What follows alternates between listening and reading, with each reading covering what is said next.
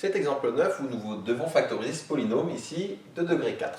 Alors comme je vous l'ai dit juste avant, dans la vidéo précédente, quand j'ai un polynôme de degré strictement plus grand que 2, je n'ai pas de méthode toute faite. Donc là, tout ce que je peux espérer, c'est trouver soit un facteur commun évident, bon là pour le coup, je n'ai pas de facteur commun évident, soit essayer de trouver une racine évidente. Là, comme j'ai un polynôme qui est un coefficient entier, les coefficients de ce polynôme sont 1, moins 1, moins 1 et 1, bah, je vais voir si je ne peux pas trouver une racine parmi les diviseurs du terme constant, c'est-à-dire de 1, une racine entière. Donc on va dire, on cherche les racines de b parmi les diviseurs du coefficient constant, donc les diviseurs de, ici, de 1. Ok? Alors attention, je ne vais pas tout le temps trouver, il est possible que je ne trouve pas avec cette méthode et que bah, du coup des fois je suis bloqué. Il y a beaucoup de polynômes qu'on ne va pas réussir à factoriser comme ça directement, il ne faut pas croire que ça marche à tous les coups.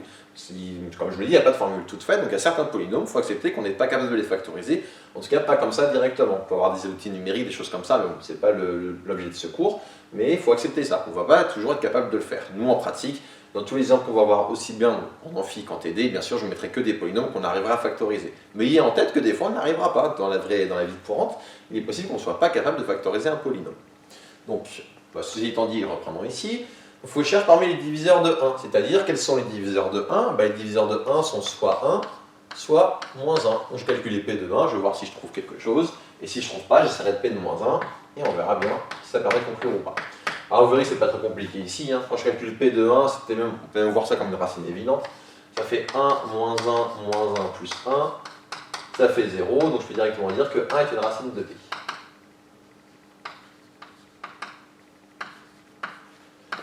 Ça va impliquer que forcément, vu que 1 est une racine de P, je peux dire que le polynôme x moins moins 1, donc x moins moins 1, ça fait x plus 1, donc je répète, pardon, ça fait x moins 1, je suis fatigué.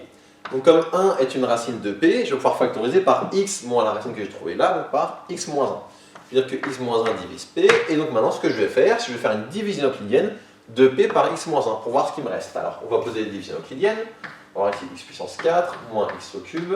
Je vous rappelle, comme je n'ai pas de terme en x au carré, j'ai de la place, donc je vais laisser après moins x plus 1, et cela divisé par x moins 1.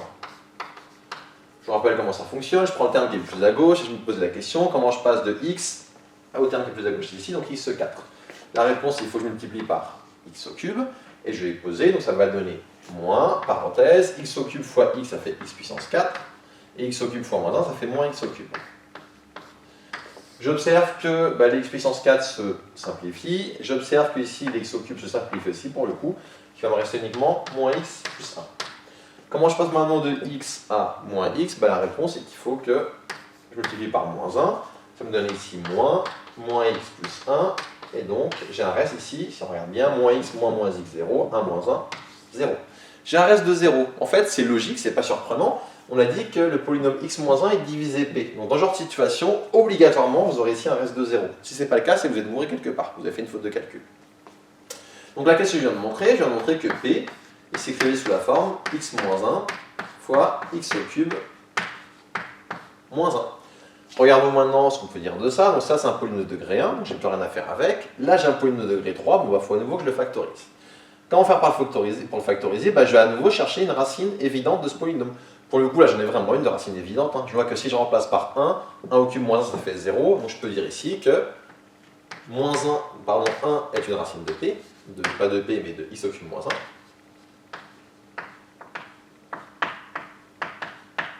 Donc je sais que x moins 1 divise x au cube moins 1. Et je vais donc refaire une division euclidienne. Alors mon tableau commence à être un peu petit, donc je vais le séparer. On va avoir x au cube, x au carré, x moins 1, et divisé par, ici, x moins 1. Pour passer de x à x au cube, il faut que je multiplie par x au carré. Donc comme ça me donne ici moins. On va avoir du x au cube moins x au carré. Je fais le calcul, ça me trouvait moins et moins plus. Je vais avoir donc du x au carré moins 1. Maintenant, pour passer de x à x au carré, il faut que je multiplie par x. Ça me donne ici plus x. Ça va me faire ici moins 1. X fois x, x au carré. X fois moins 1, moins x. Hop. je fais le calcul, x au carré simplifie, moins x, je vais avoir plus x, et j'ai le moins 1 qui est ici. Et avant de passer de x à x, il faut que je fasse plus 1, et donc ça me donne ici moins x moins 1, et x moins 1 moins x moins 1, ça fait 0.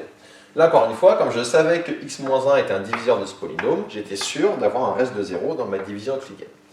Donc qu'est-ce que je viens de montrer là? C'est qu'au final, je peux dire que P s'écrit sous la forme, j'avais mon premier x moins 1 qui est ici, et je viens de montrer que x au cube moins 1 qui est là, bah, je peux le réécrire sous la forme aussi, x moins 1, facteur de x au carré, plus x, plus 1.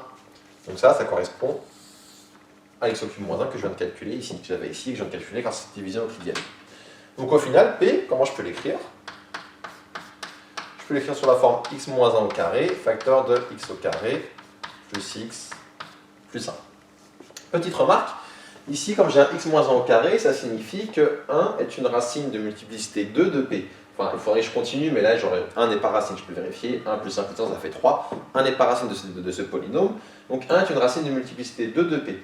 J'aurais pu le trouver ça en faisant les dérivés, mais ce sera l'objet du dernier exemple de chapitre, donc je ne vous en dis pas plus maintenant, mais juste qu'on aura vu le lien entre les dérivés des polynômes et la multiplicité d'une racine, on verra qu'on aurait pu le trouver avant que 1 était une multiplicité 2. Mais là, on ne le sait pas encore, donc je vous dis juste pour la suite.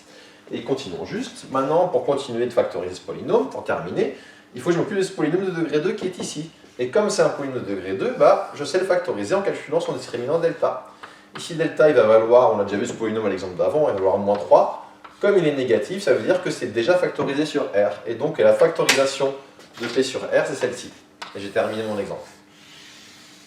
Donc, je vous le mets ici, peut-être delta strictement positif, ça implique que déjà factorisé sur R.